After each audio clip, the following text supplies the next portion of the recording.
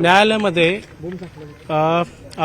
आरोपी गोपाल बदनेला आज पोलिसांनी हजर केलं होतं आणि तपासासाठी त्यांनी पोलीस कोठडीची मागणी केली. आम्ही त्या पोलीस कोठडीच्या मागणीला बचाव पक्षातर्फे आरोपीच्या वतीने विरोध केला. या केसमधलं जर बघितलं तर नवीन कायद्यातील तरतुदीनुसार BNS नुसार 108 आणि 64(2) नुसार त्याच्यावर आरोप ठेवण्यात आलेले आहेत. आणि या केसमध्ये आरोपी गोपाल बदनेचा कुठलाही सहभाग नाही. त्याला खोट्या केसमध्ये गुंतवलेलं आहे.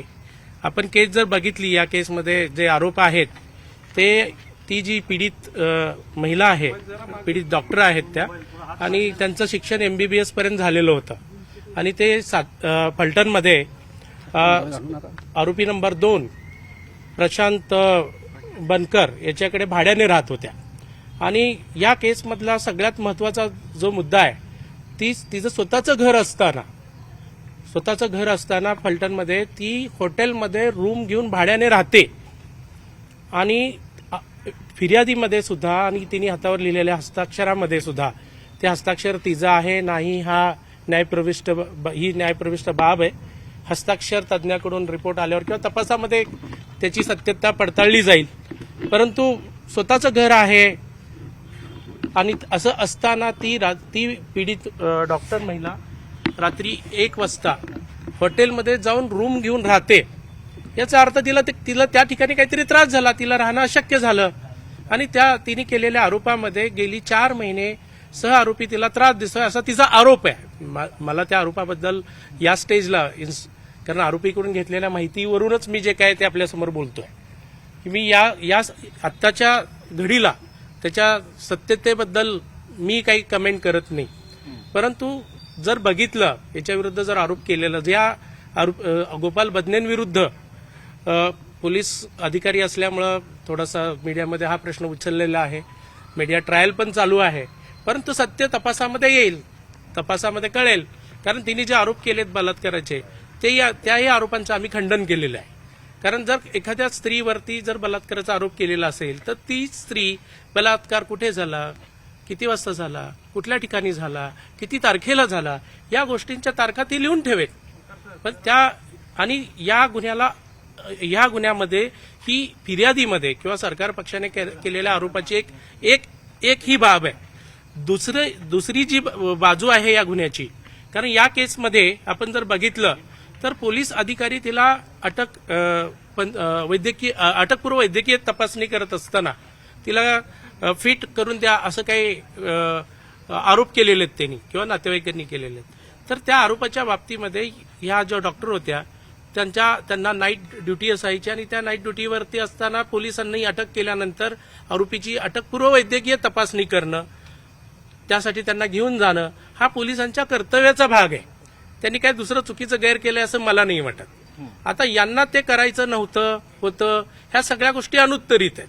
परंतु तरी सुद्धा या पोलीस अधिकाऱ्यांनी त्या आरोपीची अटकपूर्व वैद्यकीय तपासणी वेळेवर करत नाहीत किंवा करायचे टाळाटाळ करतात आणि तपास करत असताना ते त्यांचं जे कर्तव्य आहे ते बजावत नाहीत.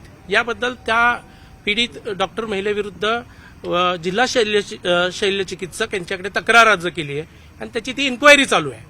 आणि त्या इन्क्वायरीमध्ये सुद्धा त्यांचा जबाब घेतला आणि त्यांनी देखील पोलीस अधिकारी त्यांच्यावर दबाव आणतात वगैरे वगैरे. आता शेवटी आरोप केल्यावर प्रत्यारोप होणार. त्यांनी सुद्धा त्या पोलीस अधिकाऱ्यांविरुद्ध तक्रार केली आणि त्या तक्रारी केलेल्या पोलीस अधिकाऱ्यांमध्ये या आरोपी गोपाल बदनेंचं सुद्धा नाव आहे. मग इतके वर्ष किंवा इतके काय 4-5 महिने हा विषय चालू आहे. ह्या 4-5 महिन्याच्या कालावधीमध्ये त्यांनी या आरोपीने तिला लैंगिक अत्याचार केले किंवा इतर काय त्याला त्रास दिला याबाबत कुठेही तक्रार केलेली नाही. आणि जे आरोप आम्ही न्यायालयासमोर ठासून हा मुद्दा मांडलेला आहे की बलात्काराचा जो आरोप आहे तो खोटा केलेला आहे आणि आत्महत्याच प्रवृत्त केलं त्या महिलेला, याबाबत कुठलाही आरोपीचा सहभाग दिसत नाही. त्यामुळेच या आरोपीला खोट्या प्रकरणामध्ये गुंतवलेला आहे. तो निष्पाप आहे, निर्दोष आहे ते न्यायालय ठरवेल, पुराव्यामध्ये दिसेल.